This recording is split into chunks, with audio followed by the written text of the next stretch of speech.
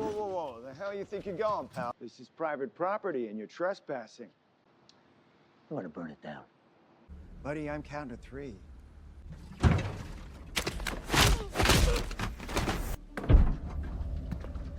Yeah, you're in the right place. Tell any of the companies in the building to evacuate now. Man up there. Repeat after me. I will never steal from the weak and the vulnerable again. I'll never steal from the weak and vulnerable again. I'm a beekeeper. Sometimes I use fire to smoke out hornets.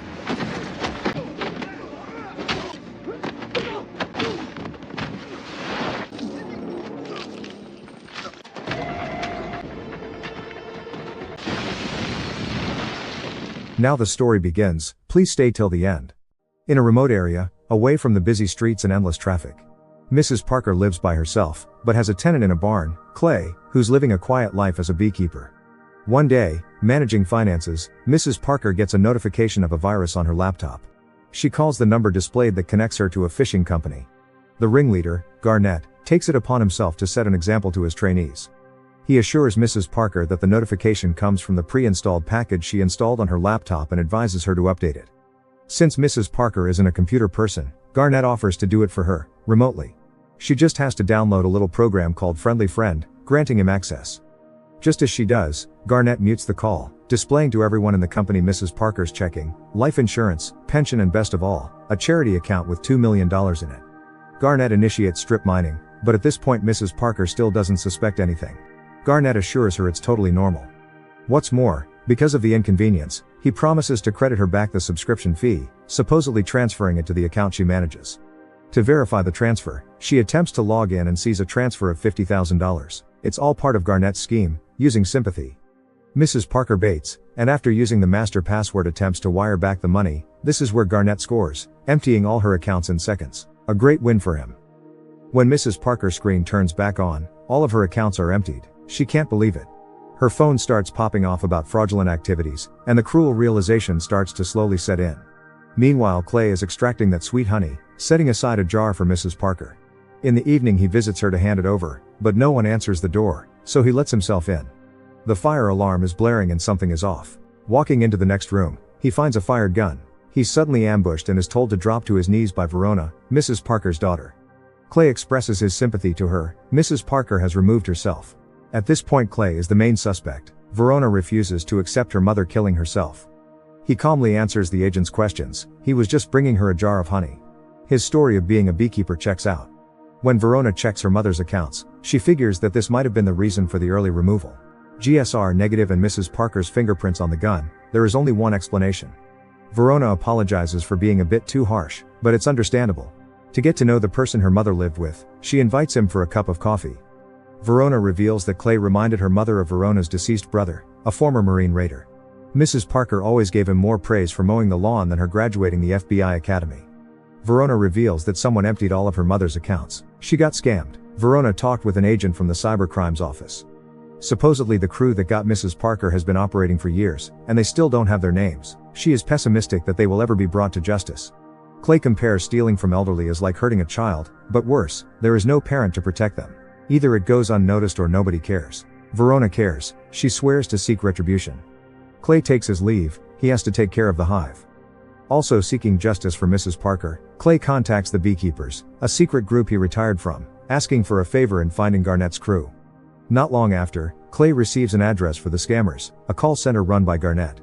That's how we arrive at the scenes from the beginning, where Clay disarms all the guards and head into the building, beating up all the guards and making sure the employees swears never to steal again. He then blows up the place. At Danforth Enterprises in Boston, the spoiled Derek Danforth himself receives a call from Garnett, notifying him about the disgruntled customer incident. Explaining how Clay just tore through the security like a hot knife through butter and burned the place to the ground. A 30 mil building is now just a pile of rubble. The worst part is, they have no clue who did it. Derek has to big dog this one. He goes to his advisor, who ran the CIA back in his time, wondering if he can find and take care of Clay, but he wants no part of it. No biggie, Derek tells Garnett to log into the cloud and look for anyone connected to the last few deals they closed. Then go American gangster on that fella. In an unsure voice, Garnett promises to get it done. A while later Verona gets to the scene, No one can identify the perpetrator, but she's internally celebrating a small victory against these a-holes. Back to where he belongs, Clay just enjoys his beekeeping. But it's just silence before the storm. Garnett arrives with his mercenaries at Mrs. Parker's place. Noticing Clay driving off, Garnett wants to go eye for an eye, shooting up Clay's beehives. Hearing the shots, Clay activates multiple machines to mask the sound. With them arriving, he lurks in the shadows, forcing them to fire in advance. Clay quietly dismantles Garnett's men one by another one. The bad guys never learn not to separate. With Garnett left alone and in a state of panic seeing his men dead, it's a done deal. Clay severs the boy's fingers, leaving him alive to send a message. During the course of an investigation, Verona receives a notification about a fire at her mother's house, only to discover that the identified bodies are affiliated with the same company.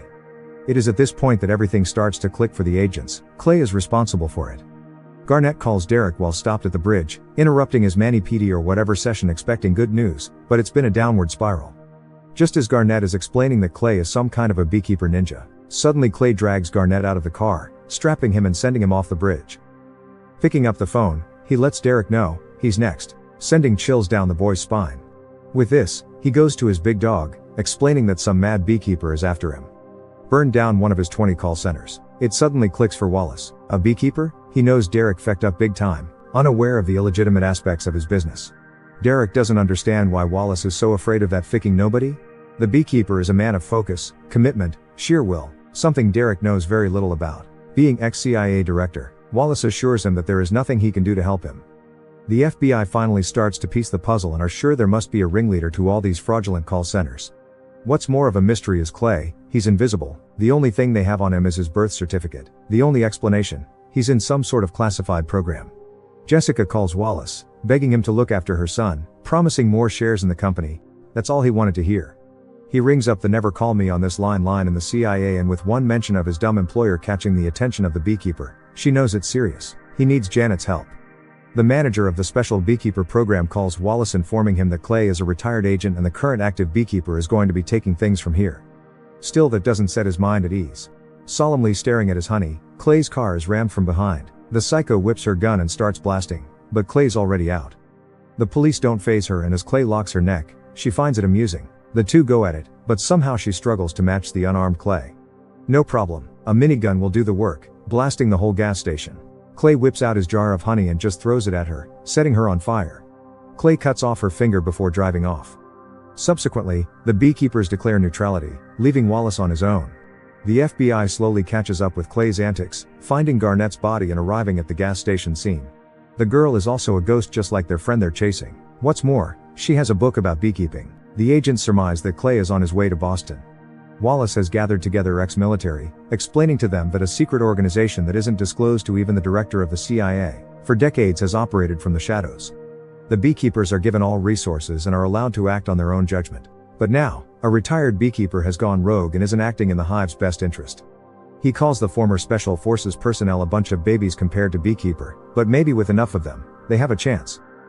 Using the psycho woman's finger to enter her facility, Clay has access to all her arsenal and intelligence. Tracking down the base of Derek's operations and stocking up on supplies, Clay sets out to fulfill his promise to Derek. Verona informs the FBI deputy director that 3 crime scenes are connected with Clay, who is connected to a classified program named Beekeeper. He's on his way to Boston, and his next target is 9 Star United, which oversees all of Derek's global scam call centers. The director heard enough, granting the agents full funding to deal with Clay. Something that never happens. The FBI SWAT team storms the building, but the private security has it on lock. They settle for a perimeter outside. The team goes through all the other entrances this building has, but there is none. Clay himself confirms it, otherwise he would have used it. He doesn't want to injure anyone unnecessarily, but the SWAT team leaves him no choice. While being surrounded, he somehow just pulverizes 15 armed men, and with one of them as a hostage walks in through the front. Meanwhile in the building, the mercenary commander, Pettis, tries to evacuate anyone who isn't armed, but the ringleader, Golden Goose, refuses. He arrogantly calls up Derek, who in turn chastises Pettis for not doing his job properly. No one will evacuate. As they applaud the armed men leaving, Clay is amongst them. Throwing a guy around, he silences the floor, and the Golden Goose still doesn't comprehend the situation. But when Pettis' men start blasting, he's quick to kiss the floor. Clay manages to run to the hallway and climb up the ceiling. With one man down as bait, he deals with 2 more. To mask sound, he triggers the fire alarm and pounces on Pettis' weapon, neutralizing a few more before disarming him. Whipping out an axe, Clay grabs a fire extinguisher, blinding Pettis and boinks him out. With more agents on the street, Verona commands them to roll in. Clay sets up wires for his next plan. Just as the mercenaries think they have him cornered in an elevator, he blows the cable wire, taking those who ran out down with the elevator. Crashing at the bottom, the agents prefer to take the stairs anyway. With the mercenary chain of command in disarray, they are just sitting ducks for Clay to pick off in the dark. With all of them dead, the Golden Goose is next on the chopping block. Using stapler as a torture device, Clay wants to know who's above him. Explaining in the process why he's doing it. It's all because they messed with the only person that ever took care of him. The Golden Goose finally cracks, showing him the top dogs in this charade. Finally Verona made her way there, directly speaking with Clay. She assures him there are laws for these things. But Clay mentions there are things laws can't fix, but he can. Making his escape as the rest of the agents arrive. For now they settle for the Golden Goose and his crew. Looking at the laptop, Verona now also knows who Clay's target is. At some luxurious restaurant, Derek is worried sick and Wallace receives the dire news. His mercenary guys are all dead. Maybe it's time to call Derek's mother. Clay can't take action if they're in Jessica's and her people's proximity. Derek loves the idea. Derek rings her up, without disclosing his Clay's situation. He asks if he can visit her and she agrees. Turns out Jessica is the President of the United States of America. No way Clay can exterminate the Queen Bee, right? Verona's agent friend mentions that maybe it's a good idea just to let Clay do his thing, but she can't, even if it's the morally right thing to do. Verona informs the FBI deputy director that Clay is following the money. 9-Star United uses data mining software to identify people with no heirs or family, targeting their assets. But there is another company involved which several US government agencies use. Both operated by Danforth Enterprises, founded and operated by Jessica Danforth, who recently stepped down because she was sworn in as the president. They are the only three that know of this and the deputy director wants to keep it that way.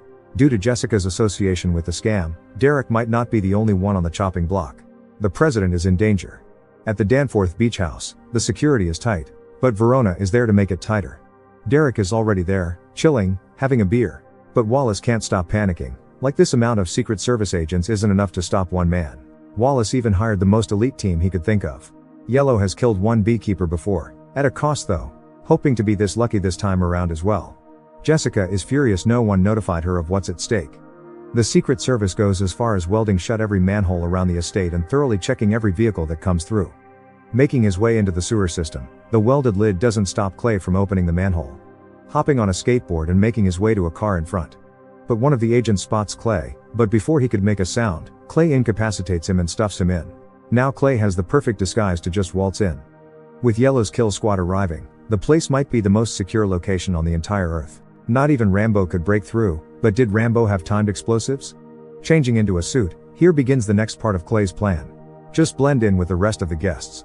Verona sees the deputy director speaking with the president, understanding that she's learning the truth. Grabbing her son, they go into a private room, where only 3 of them remain. The deputy director calls out the family about his concerns involving illegal money and Jessica directs the question to Derek, as the head of the business. This makes him uneasy. Looking for his targets, Clay is spotted by Verona and he gives her a nod, but she notifies all Secret Services that Clay is in the house. The kill squad is also in action. Finding him outside, with all guns on him, Clay is about to surrender, but what's that in his hand? Wallace gives a go sign for an execution, but Clay doesn't think so. Blowing up the cars is enough of a distraction to shoot a few guys and make his way into the house. Yellow still isn't out of it. Clay wants as few deaths as possible. Taking an agent hostage ensures him a safe passage. In the yard, he dismantles the kill squad members one by one, surely making his way to the main target, who at this point starts a family feud. Jessica blames it all on Derek, but without the illegal funding for her campaign, she would never have won the election. Turns out Jessica never knew where the money came from, but Derek isn't about morals, he just needed to get the job done. Like clockwork, Clay goes through the agents without anyone shooting him in the back or anything like that. He got all his angles covered alone. Jessica decides that she will tell Clay and the whole world the truth about Derek's use of the data mining software, even if it costs her everything. Clay is seconds away from the room with Derek and co., but Yellow is a tough nut to crack. The two go hand-to-hand combat, throwing each other around. At this point I'm sure that Clay is like a Terminator and Yellow isn't the T-1000. The missing leg was the problem. Yellow is dead.